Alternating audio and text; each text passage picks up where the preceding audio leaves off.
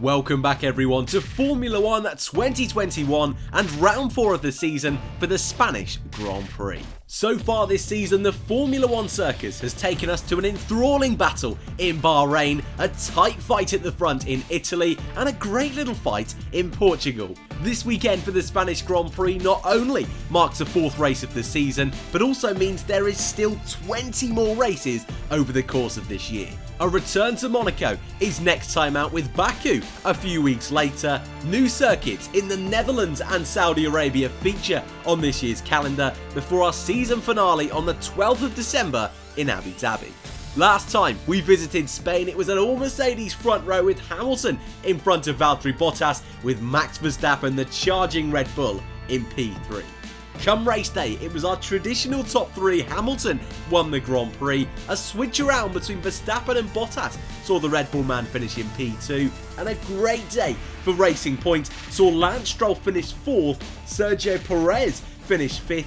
Goodness me, would Aston Martin hope for a similar result this time out? Last time out in 2021, a similar standings to last time we were in Spain, with a all Mercedes front row, Verstappen P3, and come race day the race result is the exact same as last year's Spanish race, with Hamilton 1st, Verstappen 2nd, Valtteri Bottas P3. Sergio Perez put in his best result so far for Red Bull in 4th, and Lando Norris P5. My driver of the day, Fernando Alonso, the home hero. Can he produce similar heroics this time out? Heading into Spain, your Drivers' Championship looks a little bit like this, with Lewis Hamilton leading the way over Max Verstappen. Just 8 points separates the two of them. It's Lando Norris in 3rd place, with the Mercedes of Valtteri Bottas closing in P4, with the Ferrari of Charles Leclerc in P5. Perez, Ricciardo and Sainz, all drivers in brand new colours in 2021, 6th, 7th and 8th, and the 2 Frenchmen, Ocon and Gasly, round out your top 10. The lead Aston Martin of Lance Stroll starts your bottom half, with Fernando Alonso in P12. Rookie Yuki Tsunoda, our highest rookie so far in 2021, is 13th, with the 2 Alfa Romeos of Raikkonen and Giovinazzi in behind. No points so far for Sebastian Vettel in 16th, likewise with the Williams of Russell, Schumacher, Mazepin and Nicholas Latifi your field. And in your constructors standings, Mercedes lead the way on 101 points, just 18 in front of challengers Red Bull. McLaren and Ferrari are comfortably in front of the 13 points of Alpine. AlphaTauri have 9, Aston Martin have 5, but Alfa Romeo, Williams and Haas all yet to score. Your tyre choice for this weekend, a little bit more information for you guys. C1, C2 and C3 are your 3 compounds, the exact same at Portimao, but unlike Portimao, this circuit is super abrasive on the tyres. A 1-stop strategy is possible, but a 2-stop is more likely. The Circuit de Barcelona Catalunya features more braking than the majority of our circuits on our 2021 calendar. It's a circuit that has plenty of grip, but as a result means there's more tyre stress, more lateral load on these vehicles, which is resulting in that 2-stop strategy, and also means a car with a little bit more downforce is more likely to prevail this weekend. And with the stats out of the way, let's put those numbers into practice for your hot lap for the 2021 Spanish Grand Prix.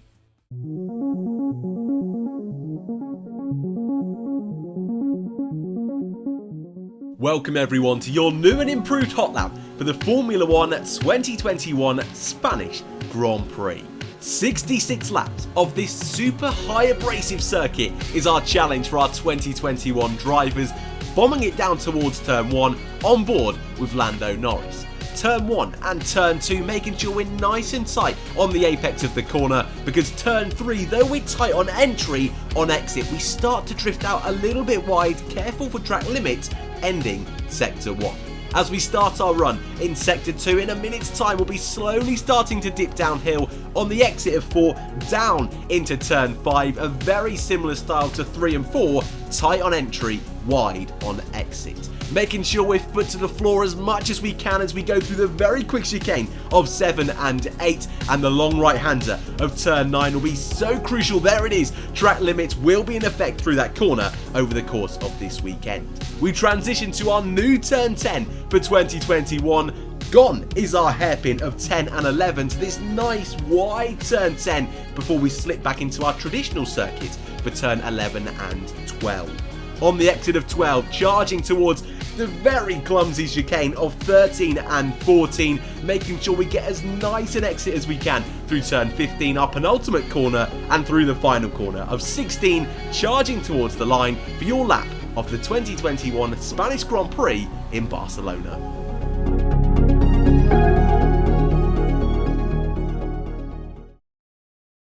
Heading on over then to the newsroom, there is plenty of stories to get through since our last race in Portimao, but none of them are as big or as important as the return of French driver with over 10 years Formula 1 experience, 10 Formula 1 podiums under his belt.